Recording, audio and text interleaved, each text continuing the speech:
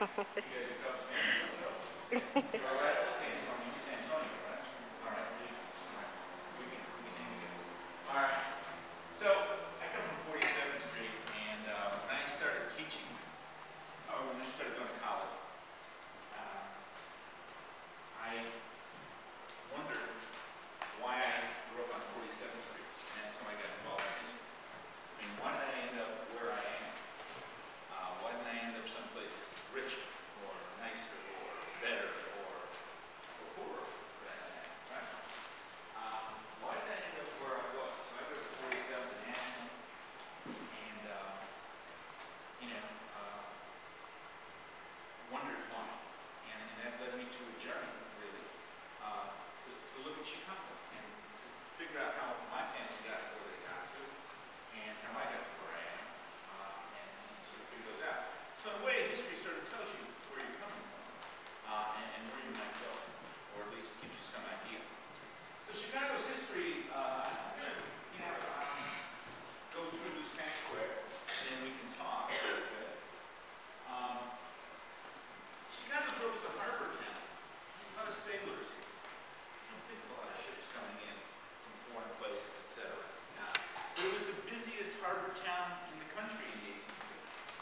The river provided a port for Chicago. And here we have do anybody know what that tall building is in there? It's a grain elevator. That's filled with grain. That's how they sell grain, so that when you make bread and pizza, those companies buy, from these grain elevators.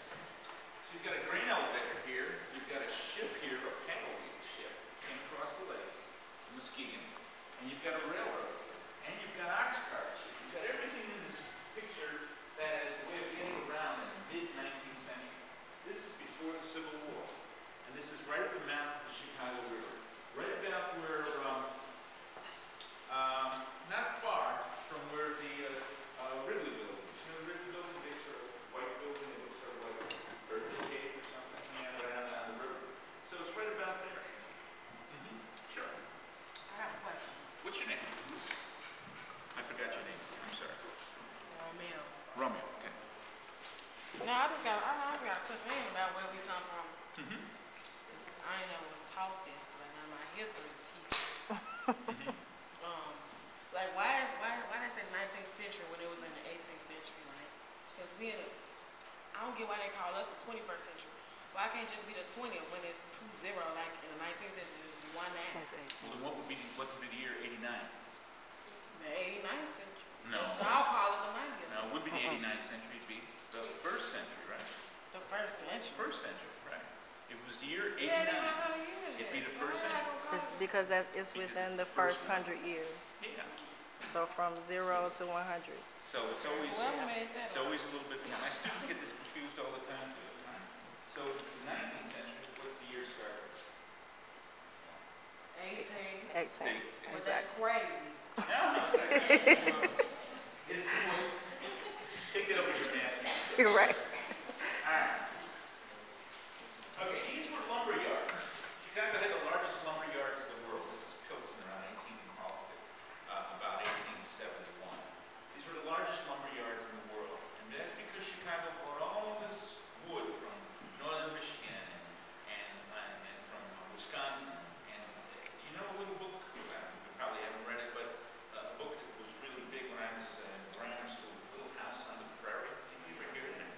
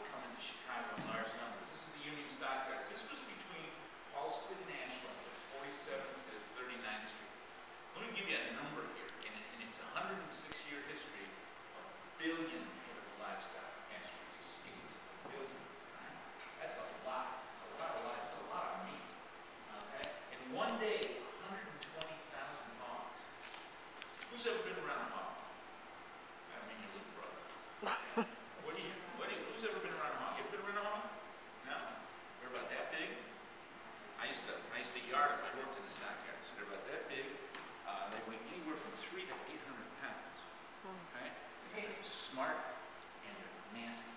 Okay? 120,000 of them came in one day to work in the union to come and be sold to union standards. So what do you need if you're going to sell it? You need a lot of men, women, everybody working together, pushing those things through the process. See those little square boxes? Those are all cattle. Those are filled with cattle. And this is from a hot air balloon. This was an aerial picture taken in 1900 from somebody who went up in a hot air balloon. Went up in a hot air balloon and took this photograph of the stock. All right, so we've got lumber coming in. We've got, yes, sir. This is my last thing. I can't hear you. I said this is my last thing because it's kind of interesting because I kind of think about thinking about slavery over here. Okay. I don't know why. Okay. But ain't it like funny like how slavery was like 154 years ago? Okay. You don't feel like you lived through it? You don't feel like you lived through it at all? No, I'm not letting you do that. No, I'm saying. I'm not saying you lived through it. Oh, okay. I'm saying don't you get that feeling like you lived through it before? Like you already know what was going on. Like you could relate to it, maybe? Like you Yeah, can like relate you to was it. in it. Well, if you learn about No, it, that's just crazy. It's 'cause I not feel like I crazy. was It's in not crazy. slavery or something. You better This is the steel mills down let on me the calm south side. down. Those of you who live in Inglewood, on 71st Street, Say all the way to the lake, okay? South Shore, just a little bit to the south there, are the steel mills. So Chicago was a place for people to come. Western Electric, Cicero, Berlin, Sears plant that was right here. Sears plant that was right here that most of the people that lived in this neighborhood originally worked in. You know, what they say about New York, they say in New York that if you can't make it there, you can't.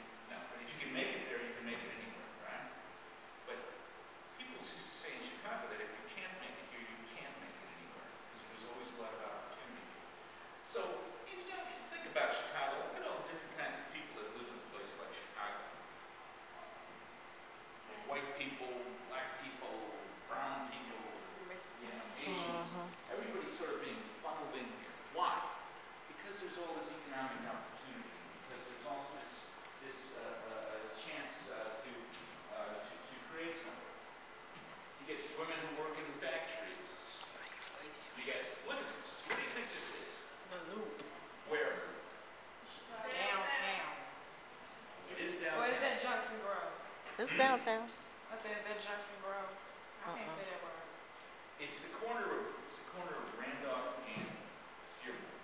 Right? I just said. So you can just think about how congested the loop was at the time. Right? So let's look at these different migration waves. First, you get the French coming in, and you get Yankees. Yankees are people from New England and upstate New York, and Western and Northern Europeans, Eastern and Southern Europeans, and African Americans, Hispanics, and Asians, coming in wave after wave after wave. Okay, all responding to different kinds of impulses, different kinds of attempts to move to a place like Chicago. And most of these immigrant groups tend to live in neighborhoods and were mixed with each other. The one exception eventually became the African American community, which was more segregated from the rest. This is the West Side. Now, if you think of this as the West Side, this is around Halsted and Roosevelt Road. This is about 1894. This is from the Hull House maps. Each one of these colors is a different ethnic group. There are some African Americans living in here. There are Jews living in here, Greeks, Poles, Germans, Italians. And if you ask any one of those what kind of neighborhood they grew up in, they say, I grew up in an Italian neighborhood if they were Italian. They say, I grew up in a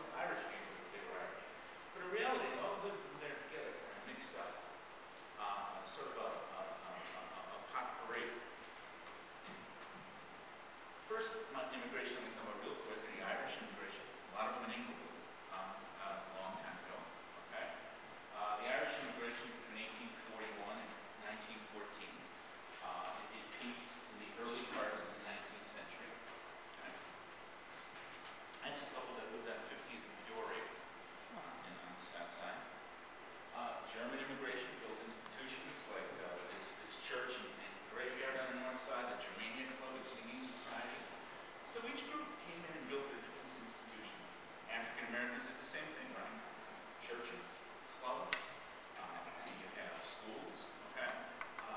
Each group tries to set up their own kind of community, try to make it. The black community assembles at 35th and State Street, and later at 47th and State, the black metropolis. Right? And people move down. Humboldt Park. Anybody know where Humboldt Park is? It's just up here. It's up here, right? Yeah. You probably don't know Humboldt Park. Oh, you do? Okay. It's a pretty tough neighborhood. But here it says it's one of the most beautiful suburbs of the city of Chicago. What's going on? Things change over time. There's shifts. And a lot of these ethnic groups that come into the city don't get along, right? Sometimes white people and black people don't get along. Sometimes Catholics and Jews don't get along. Sometimes Southside blacks and Westside blacks don't get along, right? Okay? So you've got all these kinds of divisions in a place that's, think about it, 3 million people. When this city was founded in 1833, there were less than 500 people. By 1837, there were 5,000. By 1890, there were 1 million people. Today, there's close to 3 million people, and more like 7 to 8 million people in the larger Chicago area. Yes, sir? When that dude, Jean-Baptiste Gustavo, whatever his name is. He's the first permanent settler, right? Yeah. Now, he said, where did he settle, remember? Downtown. Where? I don't know. Right on the river, okay? Right on the river. Okay, right on the river, right where the mountains, right where that first slide was, right? Okay. Jean-Baptiste pointed this out. Well, who is he? You know about him. You know anything about him? Okay. Come on, you know about him. Okay. He was a fur trader. Was he white or black? He was black. Okay. But his mother was black, and his father was French. She was white. He was white. Right. And he married an Indian woman. Okay. So right from the very beginning, you had people, you know, developing different kinds of situations.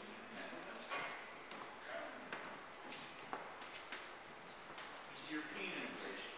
Lots of East Europeans coming into the city at the turn of the century. And they created ethnic businesses.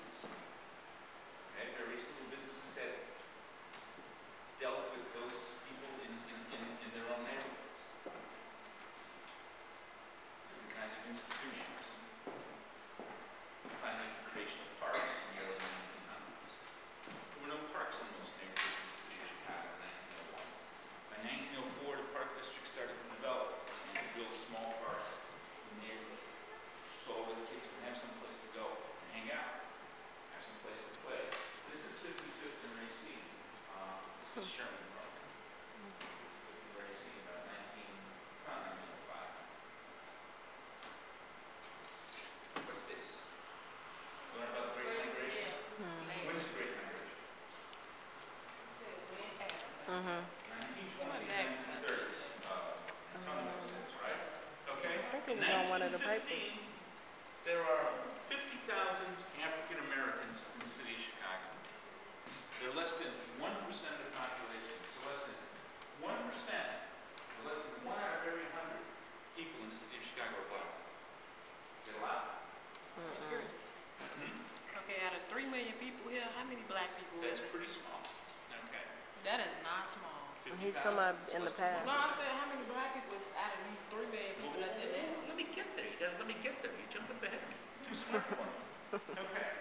So, 50,000 African Americans in 1915. By 1920, there's 100,000. By 1930, there's 210,000. Okay? Then there's a depression. Not many people come to Chicago because there's no jobs. Right? Then starts the war, and the jobs pick up again. By 1968, there are more African Americans in Cook County than there are in Mississippi. There's been a whole funnel of people coming up the Mississippi River. Who's reading the Promised Land? You're reading the Promised Land, huh? You know what railroad brought a lot of people up? Remember? The Illinois Central Railroad, the IC Railroad. And they stopped at Roosevelt Road in Michigan. That's where the big train station was. It was known as the Black Ellis Island. Ellis Island was a place where all the European immigrants came into the country. The IC station was known as the Black Ellis Island. And those hotels that were located along Michigan Avenue, on Wabash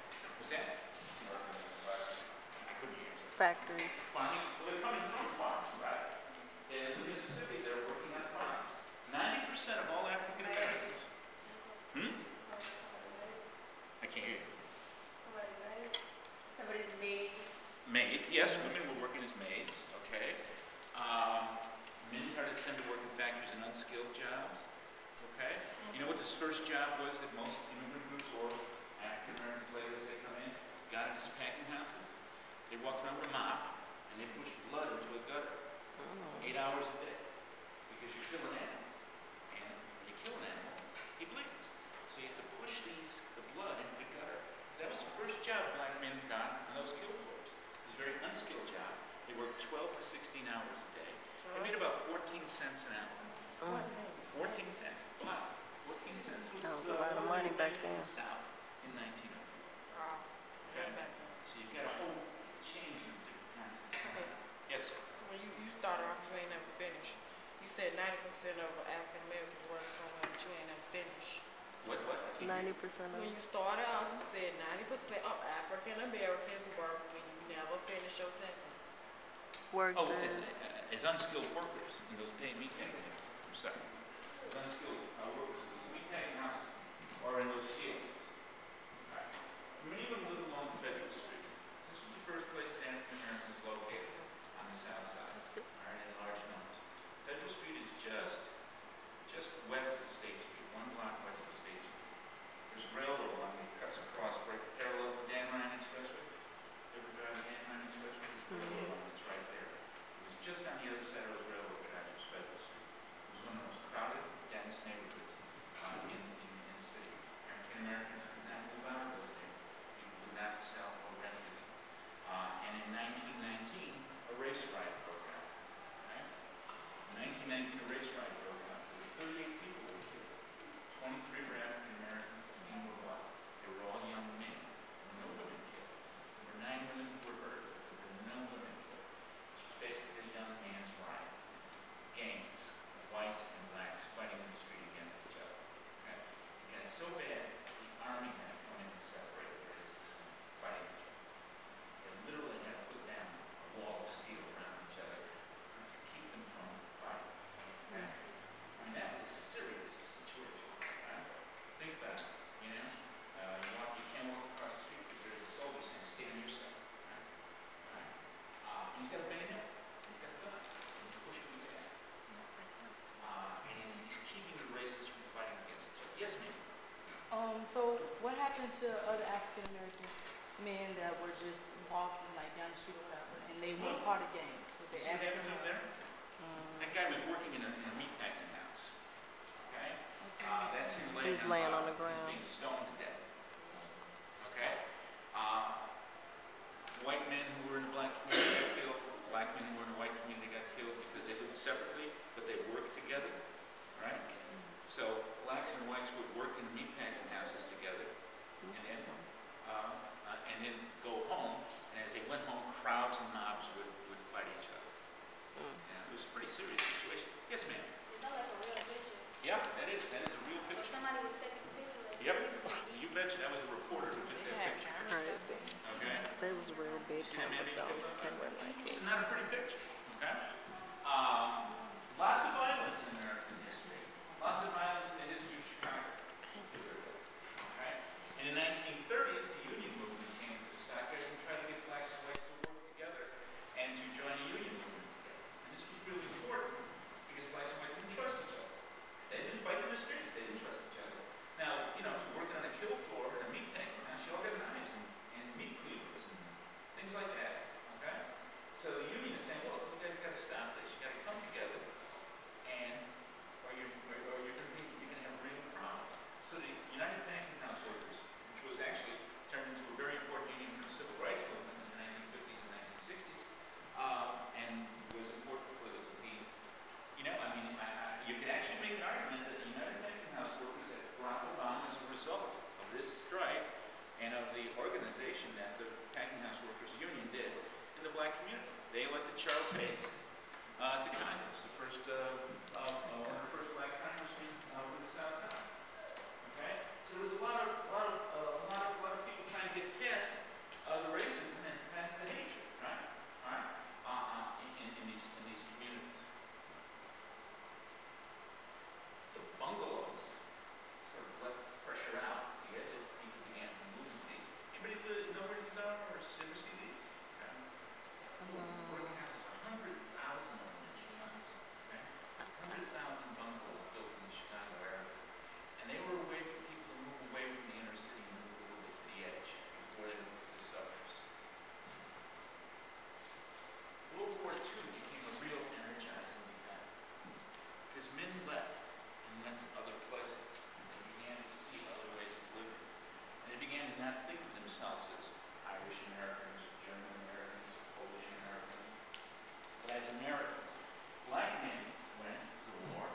they came back, and this war was supposedly fought against racism. And they came back to a segregated South, a South filled with Jim Crow laws. And those black men who fought in World War II, you've got some things here called the Tuskegee Airmen. Take a look at that. Those are black pilots that flew in World War II. Those Tuskegee Airmen and other blacks who came back from the war said, what the hell's going on? Jesse Jackson, you know Jesse Jackson, he's from Jesse Jackson's father came back from the war, and he got on a bus in South Carolina, and the bus driver said, you have to sit in the back. And in the front of the bus were sitting German prisoners of war. But he had to sit in the back because he was African American. He says, where's the right? Where's the justice there? Okay? This is tremendous prejudice. So out of that World War II generation, and women came out of that World War II generation thinking that they should have rights, right? And that was the beginning of the women's movement in a way, all right? And so in the 1950s and 1960s, we had the explosion of the civil rights movement, which basically changed a lot of things in the world. Legally changed things. You know, in the South, in 1954, you could not drink from the same fountain that a white man drank. You could not eat in the same restaurant. You could not go to the same church. You did not go to the same school. You know, so that this is what those men came from World War II, and they said, hey, you know, this has got to stop. We just fought this war against racism in Germany. Everybody told us it was a war against racism. We come back here and it's racist. Yeah. It seems like that, I know it was a way where African Americans can go to places that Caucasian people went to. But it seemed like when I watched a lot of movies and things like that, it seemed like African Americans were so accepting of Caucasian people coming to wherever they were, like if they wanted to, like if they had a friend. Like I was watching a college movie about basketball and racism and how it changed and things like that. And African Americans were so willing to accept them over to whatever party they had. And then when things changed and they went over to whatever party was having, they had stairs and everything like that. So, Well, because I think, you know, there's a power structure. You know, groups that have power, right, control things. And how do you change that power structure? You organize, and you protest, and you struggle. And that's how you change things. I mean, I never imagined, I'm not to stop and talk to the South Side. I never imagined that I'd ever see a black president. Did you all? I didn't. I never thought there'd be a black president. I was dumbfounded when he got the nomination. And the day of the election, I said, something, you know, it's not going to happen. I didn't believe it. I'm very proud of what I am, proud of the country. But when I was growing up, you would never have imagined. It was impossible. There was a song, a rock and roll song. See, I don't like your music, I like my old music. My oldies. Dusties, do we call them? There was a song called Only in America. And that song, Only in America, was written for the Four Tops. Do you know what the Four Tops were? Four Tops were a Motown, you know, soul group. And it was written for the Four Tops. It was called Only in America.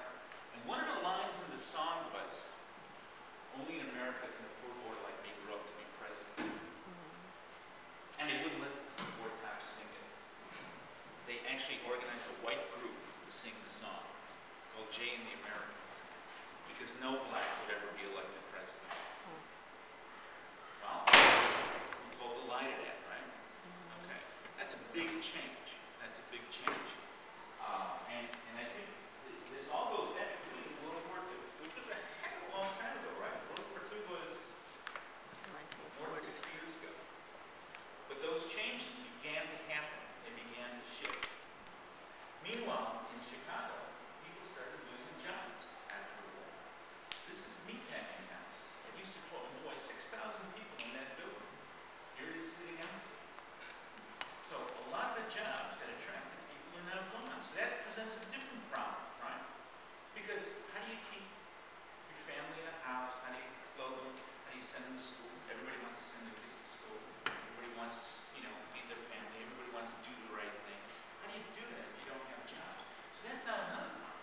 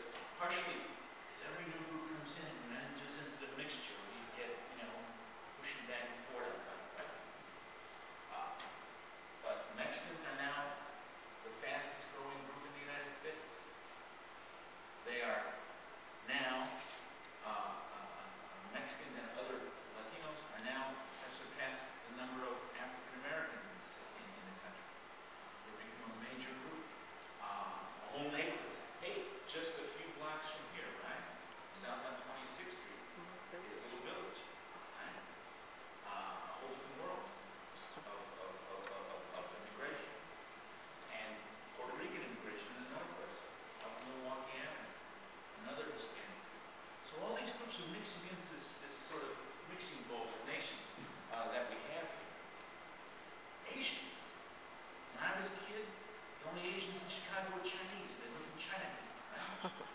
Now suddenly there's Asians all over the place. They're the second fastest growing group. There were no Vietnamese in Chicago. Then we had a little thing called a war. And suddenly there were a lot of Vietnamese in Chicago.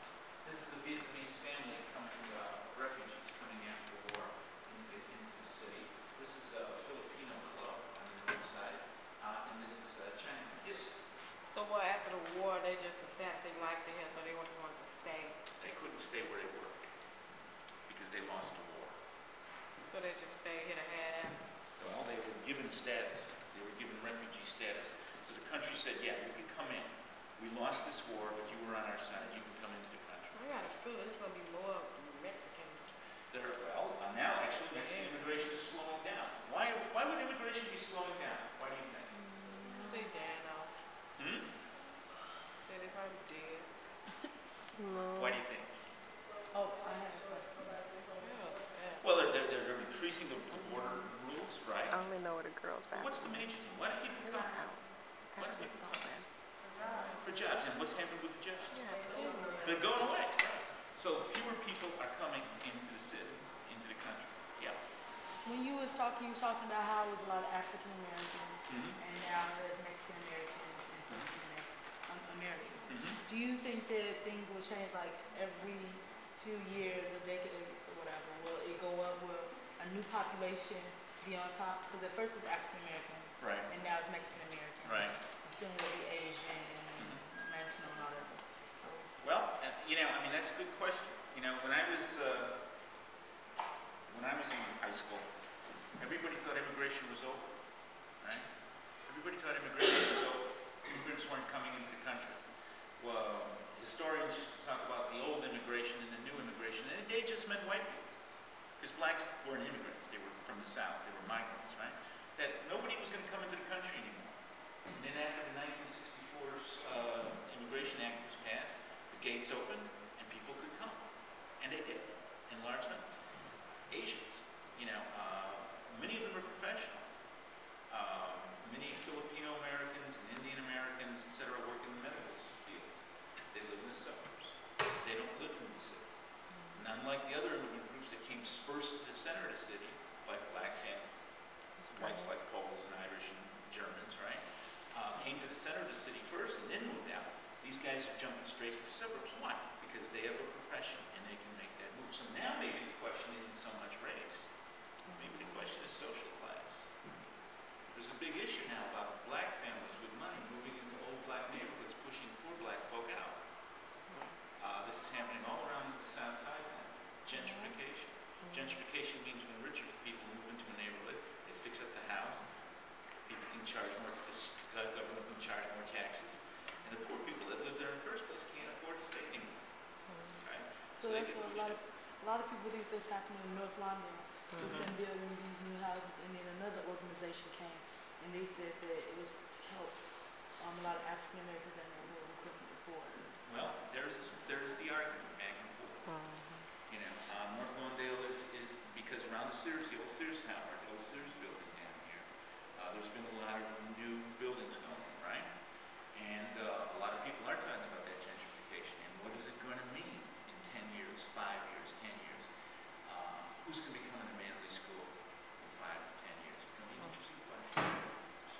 If you go down to the South Side now, if you go to 47th Street, 47th Street used to be the boundary along the lakefront between Hyde Park and Kenwood, North Kenwood. Now, North Kenwood is getting gentrified. People with money are moving into that neighborhood. Those older black families that live in that community are being pushed out. And they're being pushed out by other black families who are coming in but have money. So it's interesting what's going on. It's a question, what do you do with the poor? How do you kick all the poor out to the suburbs? No. Then what happens? Okay? It becomes an ongoing question. There's new East European immigration that still comes into the city. Poles still come in large numbers to the city. Okay? And here's a little village on 26th Street, just a couple miles down, right? 26th near Allen. You know the gate? Yeah. Okay? That gate, that neighborhood, which is now called Little Village, okay, it's a Mexican community, was originally a Bohemian community.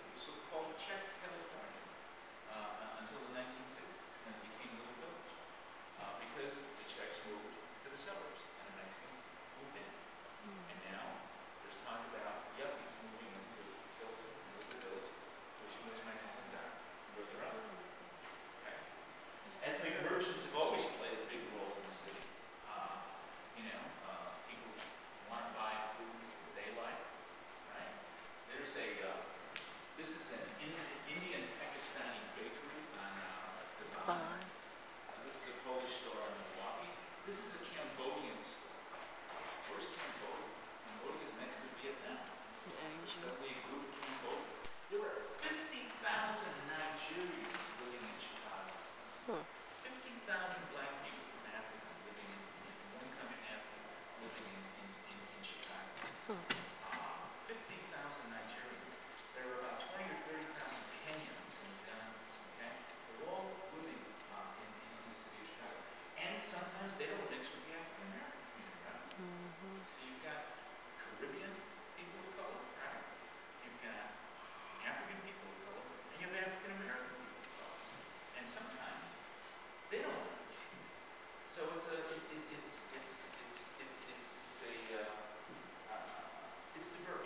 Okay? We're celebrating diversity. That's what we do now in Chicago. We talk about celebrating diversity, but believe me, this is something pretty new. We didn't really celebrate diversity until a few years ago. We kept each other apart. But there's no keeping people apart anymore in this world. And so now we talk about celebrating diversity. This is up at Uptown on the north side. You know what's happened with public housing? It's been knocked down. All those public housing that used to be along the Dan Rand Expressway, Stateway, Robert Taylor, okay, Green is gone, just about. Knocking it down. The question is, what do you do with the people that live there? You say, well, you just got to get out. You provide other homes. This becomes an ongoing social question. And the city really is not dealing with it very well, unfortunately. The city's going way beyond, or not doing much of it. This is what replaced the Stateway Gardens, which is one of the largest housing projects in the world. See those townhouses? They sell for about 100. They say they start at 165, but there's more like 300 to 400,000. You know, the 165 ones, you have to have a certain income to get it. But I'm sorry. So the people that live in the projects, they gave them, or No, the people that live in the projects are moved. whatever, they just keep it up. They gave them what they call Section 8 vouchers. And they're supposed to be able to move into some of these buildings, but very few can do. Okay? They've been actually, a whole bunch of people from Stateway and Robert Taylor Homes been dropped in Inglewood, okay? Which has caused gang problems in Inglewood, because you had gangs from Robert Taylor Homes and Stateway Gardens being put in Inglewood, where you had your own gangs, right? And so there's been clashes like this constantly. It's been an issue. All right? But that gentrification has taken place, and I went to high school right here at this corner, right across from Stateway Gardens. I went to De La Salle High School, Catholic high school. And when I was a kid, you got past the Stateway Gardens as fast as you could, because you were scared of the Stateway Gardens, right? You were. Right? Hey, I'm a big sissy. I just run as fast as I can. Right? Okay. But now, right on the corner there, where Stateway Gardens was, is a Starbucks. And it blows your mind. I went in there and I had a cup of coffee. And we sat in there, and there were all these well-off black people and well-off white people sitting there having coffee. And I could never have imagined that change when I was a kid. Ladies and gentlemen, take care. Good night. Now, we still got the question of jobs. This is a little meatpacking house left in the stockhouse. It employs 200 Mexicans. People that are building houses across the street from them don't like the smells. They're putting pressure on this meatpacking house, Chipetti Meatpacking, to move. Now, though the Chipetti Meatpacking has been there for 150 years, okay? At least some kind of meatpacking has been there. Now, all of a sudden, people are building $300,000 to $400,000 houses across the street, and they look out the window and they say, I don't want to be across the street from where they're killing animals. They gotta move, okay? Chipetti Meatpacking guy said, why do I have to move? You know, I was here first. And so, social class, again, social plays way out. The city has responded by marking neighborhoods, making neighborhoods ethnic that aren't even ethnic anymore. For instance, Greektown, there's no Greeks that live in Greektown. Right? There's just some restaurants. That's the Greektown. This is Wicker Park, not far from here on the north side, around North Avenue and Dayton. Okay? And we do this German Christmas market and try to attract tourism with diversity. And you can make connections with the old country and try and make art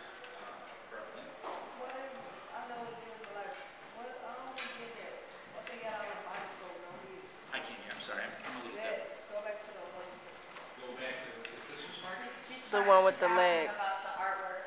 Oh, this one here? Yeah. What's it look like? I saw them clothes. Uh-huh. Like people with no heads. People with no head, no body, right? But they're cut off at the waist. You know what it's about? It's about World War II.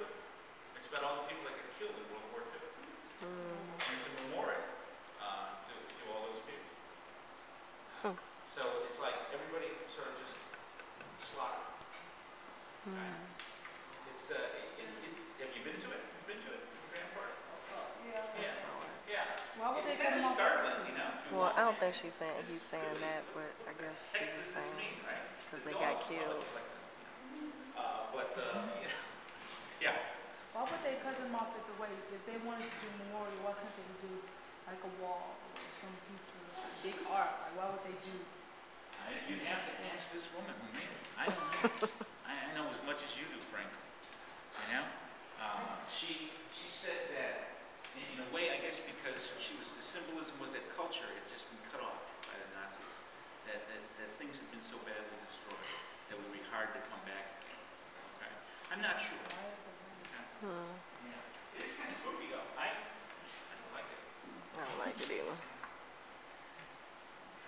Mayor Daley in the global city. Global city. Okay? That means we're going to reach out to the whole world and make a lot of money and all this kind of stuff. But who's going to make the money becomes the question. And I guess the real question is that it's a new city. And Chicago changes its skin every couple generations. Chicago's like a snake. It sheds its skin and it grows a new skin. But the same old problems are there. The problem of poverty, the problem of classism, the problem of racism remain there. And those old problems of social justice that are just as real as they were when, Jane Addams opened Hull House in 1889 to try to deal with the poor. Those problems are still there. They may be different, they may be manifested different, they may be different people, but those issues still remain.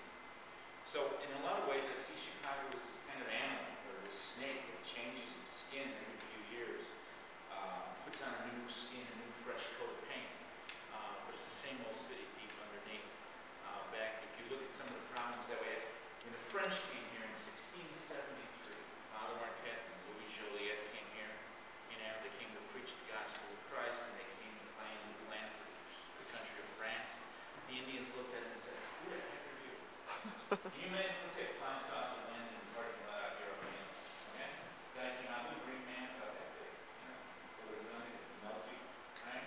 He came out and said, "I claim this in the name of Aglag, king of the Buki." He'd say, "What? Right? Who are you?" Right? Well, that's sort of what happened to the Indians, right? All these people showed up. They had guns. Okay? And from the very beginning, there's this cultural clash. This clash that interacts with each other. And that cultural clash remains problematic in a place like Chicago. Okay, so, you want to talk? Let's talk. We've got a few minutes. Well, let's not. Where do you live? I'm sorry? Okay, so close by? Okay, were you close by too? No, where do you live? Oh, in Independence, okay. That's a little further north? A little bit further west, okay. And it runs into the park, right? Yeah, okay. How about you guys? You guys, where do you live? 68 what? Langley. Okay, how about you? 61st and Cottage. He's a little farther east than you are, right? Yeah. Langley's a little farther west, is that right? Or are you, which way is Cottage? East? South, yeah, okay. You go all the way down to Inglewood to go to high school? Yeah? All right. Inglewood and I'm gonna bus around the way. Half a bus You can ride. walk there from your home? Yeah. I ain't gonna walk. Okay. Since the neighborhoods are, like you said, changing, what will happen to the community schools that are in these neighborhoods? Well, that's a good question. I mean, the mayor keeps closing schools, and keeps rearranging boundaries, and keeps treating academies and all the like. I don't know that there are neighborhood schools anymore. You know, I mean, if you lived on 63rd and Cottage, is somebody here who's 63rd and Cottage? Yeah. 61st and Cottage. You know, when I was growing up, you would have walked to Hyde Park High. You know, you would have went right to Hyde Park High, which is only about, what, 2 blocks away? A little further. Okay. But it's not, it's quite closer than Englewood. Yeah. And so there were neighborhood schools, but a lot of those neighborhood school boundaries have now kind of dissolved.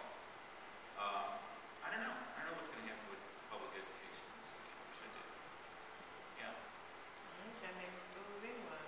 Yeah. That was like kind of school. Well, some schools can be a lot of schools if they're properly run. Yeah. If you don't keep shutting them down, what's the purpose of going to school then? 'Cause you know I can stay home and sleep. Well, you can stay home and sleep. I could stay home and sleep. I think we could both stay home and sleep. If somebody would pay me to stay Right. home and sleep. But see, someday you're going to want to make some money, and if you stay home and sleep, you're not going to make any Well, money. you keep shutting down schools. I'm not gonna keep going to school. I'm decent where I'm at.